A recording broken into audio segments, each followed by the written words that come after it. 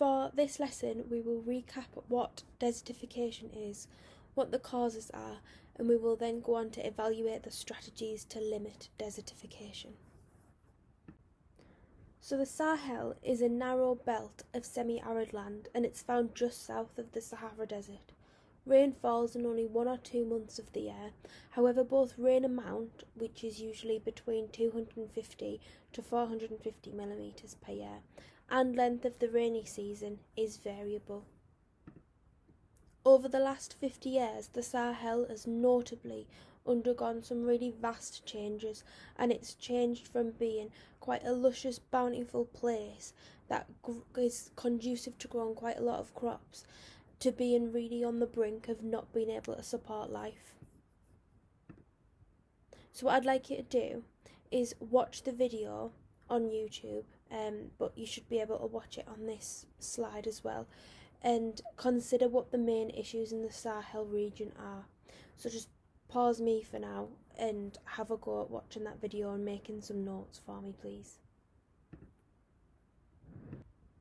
So the Sahel is experiencing the process of desertification, and this is defined as the degradation of land so that it becomes more desert-like, and that means that it becomes drier, damaged, less fertile, so it stops producing as many crops and harbouring as many different species, so biodiversity starts to fall.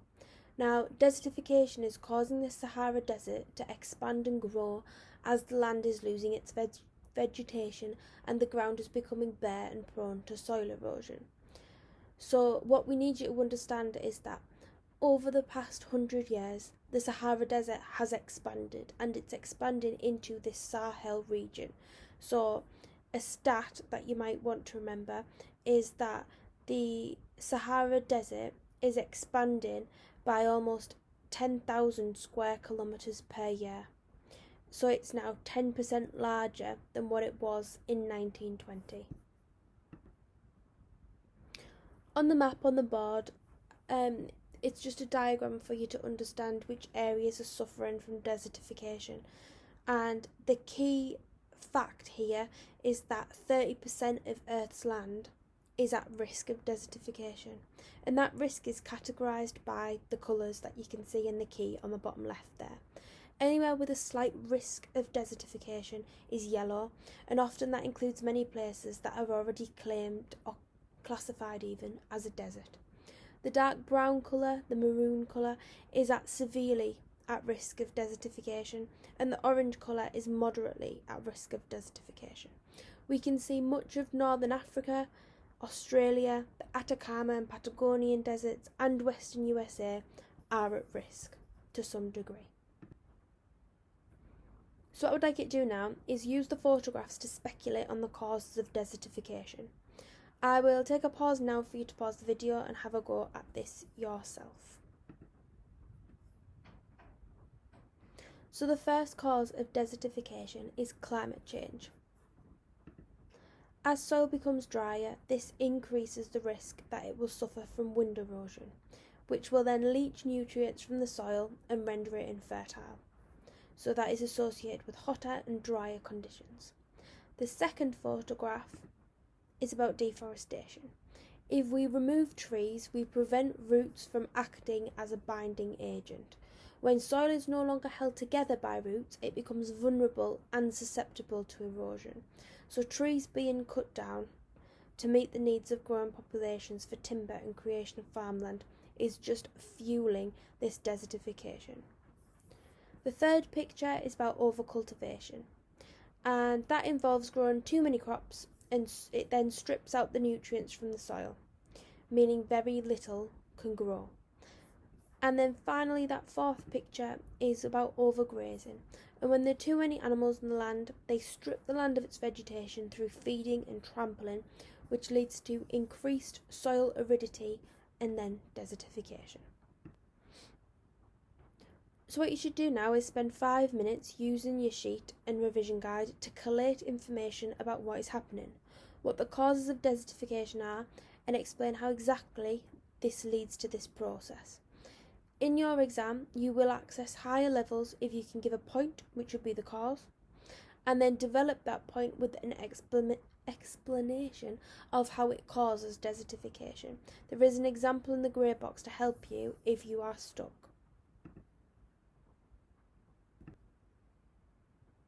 Please pause the video and have a go at guessing what the key word each of the definitions above are referring to. I'm going to pause now to give you a chance to have a go at that. So A is climate change, and this is where droughts are becoming more common, which then dries the soil up. Changing patterns of rainfall and heavy rain is then washing the soil away. B is population growth, so more people means that more food is needed, and this puts increasing pressure on the land to be farmed.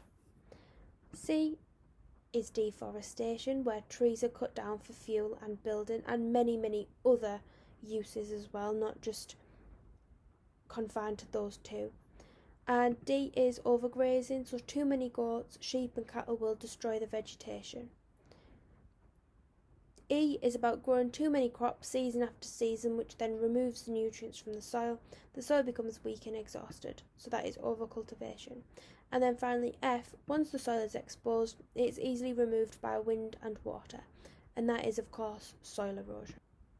On the board are 4 images and 4 strategies to prevent desertification. Please have a go at matching each one up. Pause the video now. So the first strategy is water management, and that involves growing crops that need only little water, which can then reduce water use. Examples of these types of crops are millet, sorghum and olives. And millet we have studied in our climate change topic when we looked at ways of adapting to climate change, so using drought-resistant crops in Kenya. Another example is using drip irrigation, like what you can see in the photograph, instead of surface irrigation, which means that the soil isn't eroded by lots of water being added at once. Soil management, which is the second one, involves leaving areas of land to rest in between grazing or planting. This ultimately allows soil time to recover its nutrients before new planting and feeding removes them again. Rotating crops, or using different types of crops that rely on different nutrients, can also be hugely beneficial, as it prevents the same nutrients from being continuously removed. Compost can also be utilised to add extra nutrients to the soil. The third strategy is using appropriate and intermediate technology, and that uses cheap, sustainable and easily available materials to build things that are easy for local people to maintain. For example, the rate of deforestation can be reduced by using solar cookers, which use the sun's energy to heat food. They're cheap and easy to make and don't require fuel wood to work, so that reduces the amount of trees that need to be cut down to be used as fuel. Finally, we have afforestation. There's been a huge project called the Great Green Wall established on the southern border of the Sahel. It aims to plant trees which may act as windbreaks to prevent wind erosion. Another benefit is that tree roots can then stabilise the sand and prevent desert from encroaching on farmland. Growing trees in amongst crops protects them and shelters them by giving them shade, reducing temperatures and evaporation rates.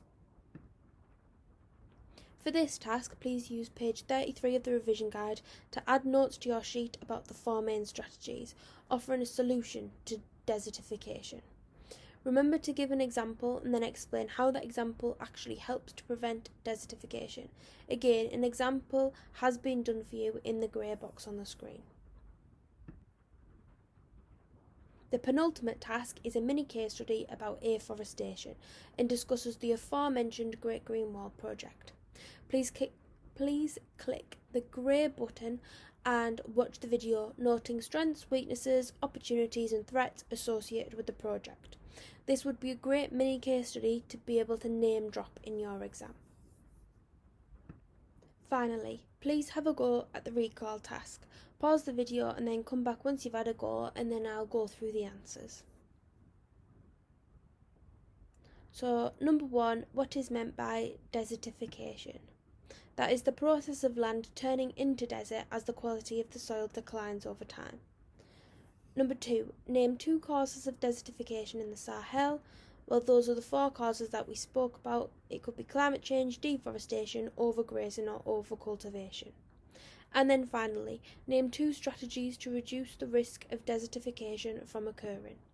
And that could be soil management, water management, afforestation, or intermediate technology.